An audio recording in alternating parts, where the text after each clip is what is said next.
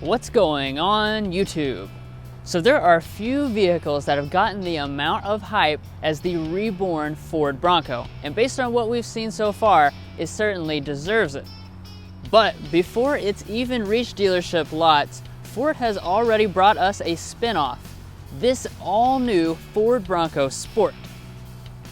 It shares the same rugged design as the full Bronco, but it's based on the substantially more urban Ford Escape. So with that all said, let's go ahead and see if Ford has created the coolest and the toughest compact crossover money can buy.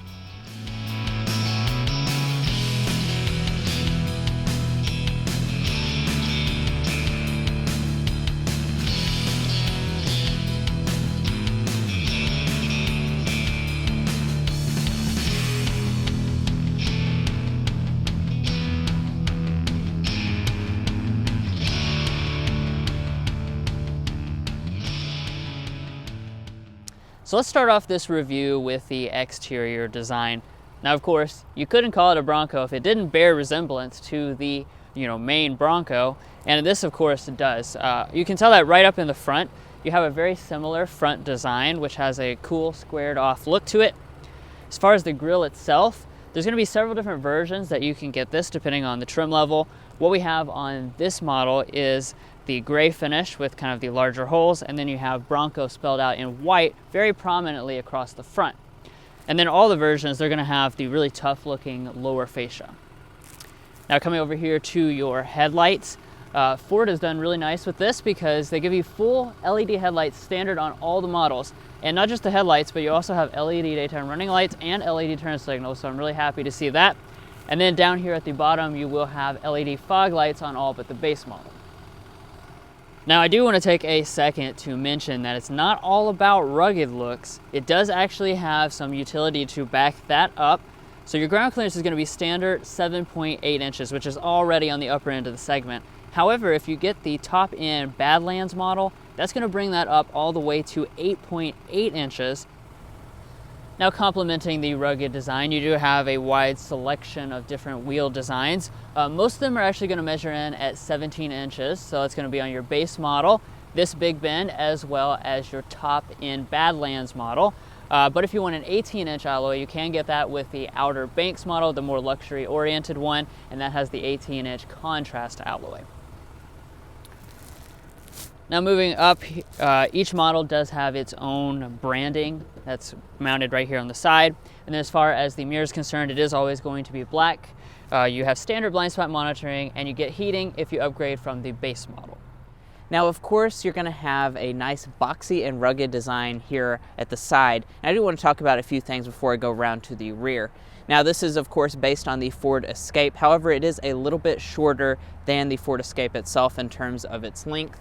And as far as the design elements, you're going to notice that all of the pillars are fully blacked out, and you can also opt for a black or silver roof, which is definitely a cool look.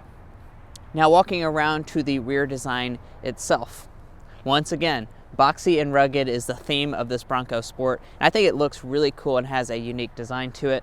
Now, as far as the individual design elements, we are going to have an LED accented taillight. However, the turn signal and the reverse light is incandescent.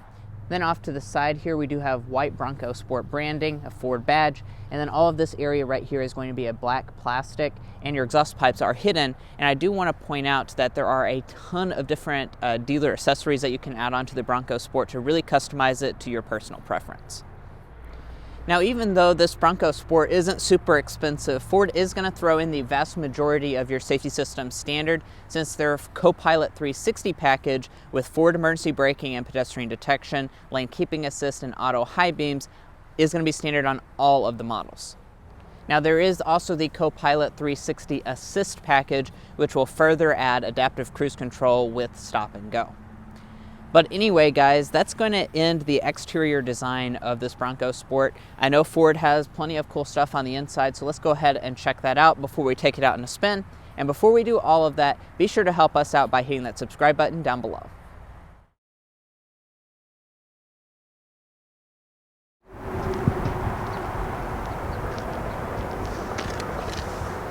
So on the Bronco Sport, Ford does include their smart entry system on all but the base model. However, if you want remote start, you will have to upgrade one more trim level. And of course, as you can see, we do have the Bronco branding here on the key fob. Now to get inside the vehicle itself, just grab behind the handle since there is a sensor.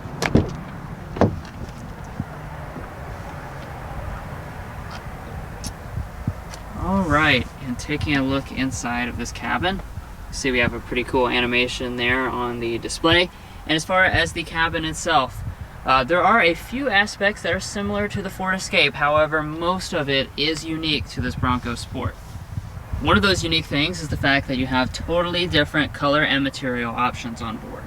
So your base trim and the big bend, those are going to come standard with cloth seating in your choice of black or gray. As you can see, it is a two-tone finish.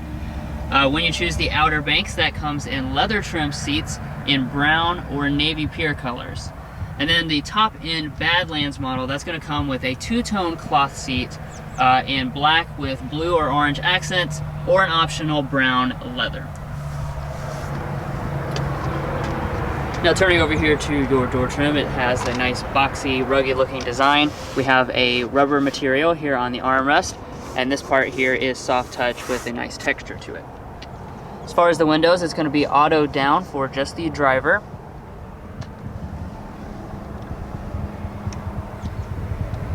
And then checking out the seats. Usually the lower two trim levels, those are going to come standard with a 6-way manual seat. However, we have the optional power seat on this big bend that is shared with the upper two trim levels. And then, like I was already mentioning, all of the models do have really interesting looking cloth seats. They're easy to clean, Ford says. And I really love the design as well as the texture. Just visually interesting and very comfortable to set in.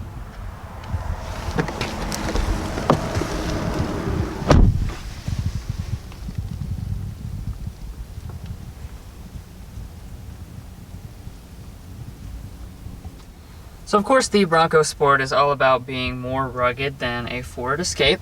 And as far as your material selection, you definitely have rugged and durable materials. So across this part of the upper dash, this is going to be hard touch. However, all of this area is going to be finished in a nice soft touch textured plastic. As we move down below that, that trim does continue through here. And of course our lower areas, those are going to be hard touch. But once again, everything does fit together pretty well and feel quite rugged.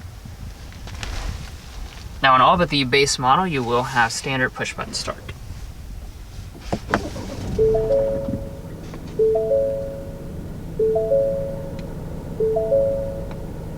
So first checking out our gauges here. Since this is a lower end model, we have the basic gauge setup. It is mostly analog, and we have a 4.2-inch multifunction display right there in the middle. Now if you upgrade to the upper two trim levels, that's where you'll put in a 7-inch display right there in the middle. But do be aware there's not a full reconfigurable setup like you can get in the Ford Escape. Now coming up here, I do want to talk about something that's looking out over this hood. I thought this was really notable because you have basically hood bulges to make this thing look really powerful when you look out over the hood, something you definitely don't usually see in this class of vehicle. Now coming back to the steering wheel, of course we do have electric power assisted steering. The upper two trim levels will come standard with a leather wrap steering wheel. We have it as an option. And of course you've got your Bronco branding right there in the middle. As far as the wheel itself, it is going to be manual tilt and telescoping, and then heating is standard on those top two trim levels.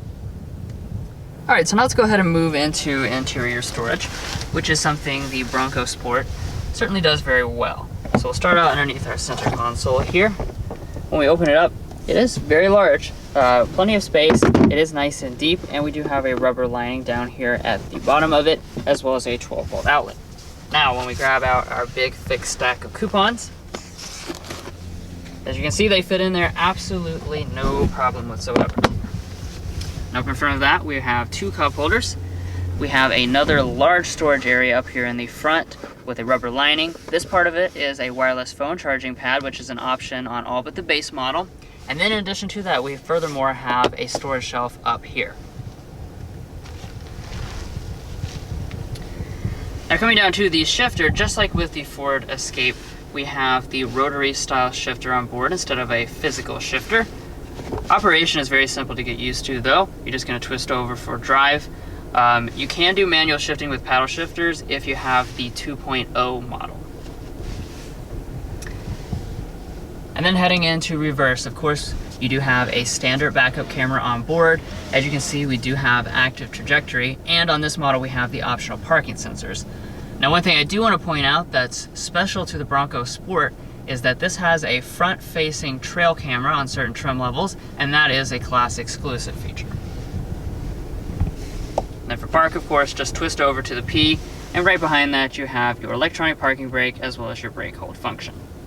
Moving a little bit further back, we have our GOAT modes, which Ford says stands for Go Over Any Terrain. This is basically just drive modes, but it is a little bit cooler of a way to say that. And then moving on up here to our climate controls, there are going to be 3 different versions on the Bronco Sport. The base model has a manual setup. What we have in this big bend is a single zone automatic setup. And then if you choose the upper 2 trim levels, those will come with a dual zone automatic setup. Of course, operation is very simple. Really nice big knobs and physical controls all through here. We also have the optional heated seats on this big bend model. They are standard on the upper 2 trim levels, and then ventilation is not available on any of the models. All right, so now let's go ahead and take a sample of the audio system. So standard across all the models except for the fully loaded Badlands is going to be a 6-speaker sound system. That model has a Bang & Olufsen sound system, but let's go ahead and sample the standard version.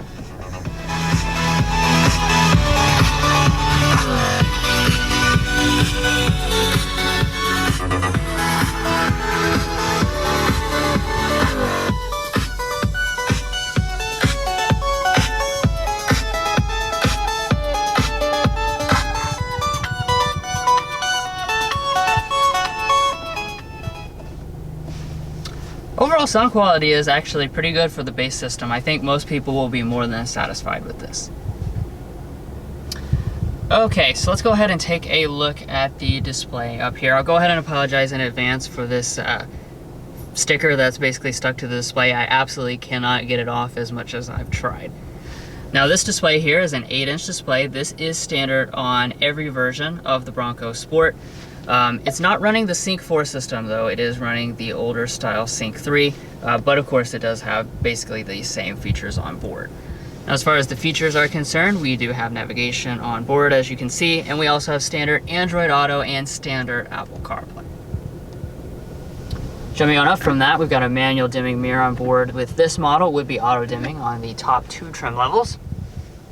Then up at the very top, we have a power moonroof with a power sunshade. This is going to be standard on the Badlands model and optional on the other 2 trim levels.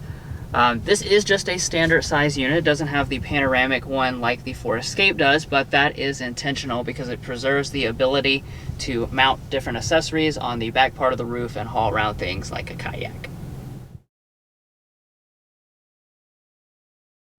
Alright, so sitting in the Bronco Sports rear seat. Now, I have to say, I'm pretty impressed sitting back here because one of the first things I noticed is that these seats are really comfortable, which is something you can't take for granted. And as far as the space is concerned, it's really not that bad. You're coming in at 37 inches of rear legroom and 42 inches of rear headroom. Of course, that boxy design does give you a ton of headroom, which does make it a little bit less in the Escape in terms of the legroom figures, but it's really not that bad overall. Behind Drew's seating position, I have probably 3 to 4 inches of rear legroom, and my feet can easily slide up underneath the seat. Talking about the seat itself, since I'm looking at it, there are a few different cool design elements here. For one, you have like a zippable storage compartment in the back of the seat back, and then down below that, we have like this checkered pattern, which I think looks pretty cool. Then off to the center, as far as the features, I'm pleasantly surprised there are vents here in the center, and down below that we have a USB Type-C as well as a charging USB. And then we can fold down the central armrest, and that gives cup holders inside. Now walking up to the tailgate, it's not going to be power on any of the trim levels. However, it does have a feature that I know a lot of you guys will like, and that's that this rear glass can open independently from the actual trunk itself. So on the left side, you can push this button, and that pops open the rear glass. And then if you push the button on the right, that will just go ahead and do the entire tailgate. Now, as far as the space itself is concerned, you're going to have 33 cubic feet behind the second row seats, and that expands to 65 cubic feet, which is actually no less space than the Ford Explorer. So you're definitely going to have plenty of space for all of your needs back here. And as far as Ford has finished it, up underneath of the floor, we do have a spare tire. And then we have buttons for our lighting back here.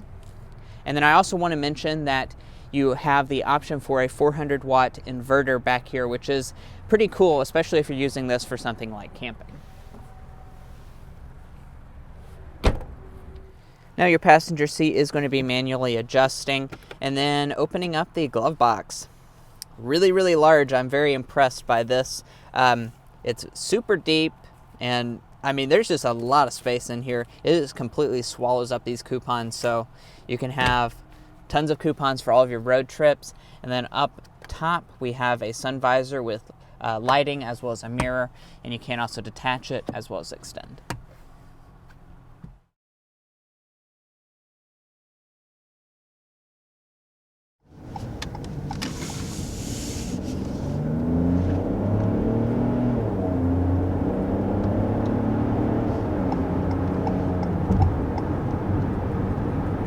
Alright, so that was our first acceleration with this Bronco Sport.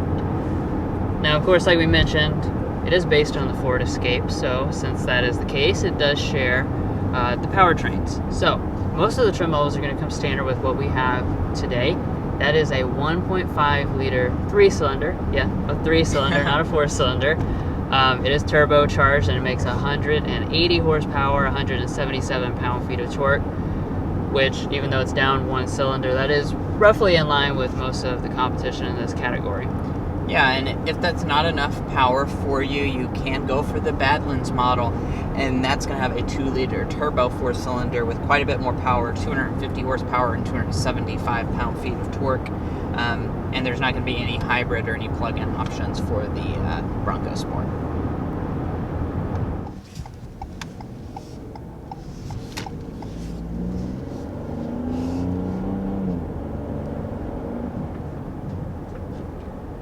Now, of course, like I said, it does share the powertrain with the Escape, so it does have the same 8-speed automatic transmission.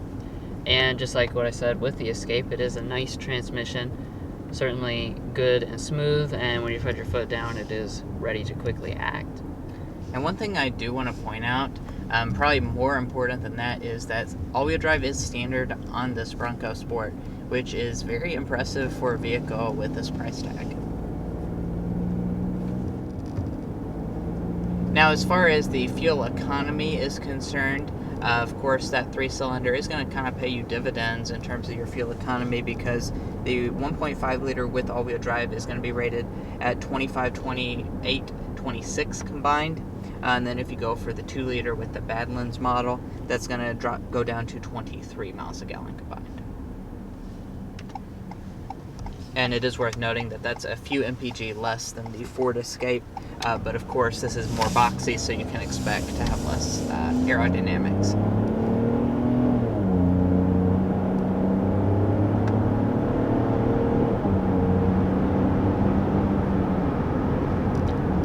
Yeah, I certainly think that acceleration will be more than adequate for most people. Like I said, it is roughly in line with the competition. And I mentioned it in the interior, but again, behind the wheel, I want to mention it. Looking out over top of this hood, with kind of the hood bulges and stuff, and the way it's raised up higher than most of the competitors, it really makes you feel like you're driving like a more substantial SUV than this is. Yeah. And now that we're just cruising along, I also want to point out a couple things with the ride quality as well as the noise level entering into the cabin. As far as I've noticed so far, the ride quality is actually pretty good. When you hit a bump, it soaks it up reasonably well. It's pretty much what I remember the Escape feeling like, so there's no differences there. And as far as the noise level, I will get a reading for us. We're going 55 miles an hour.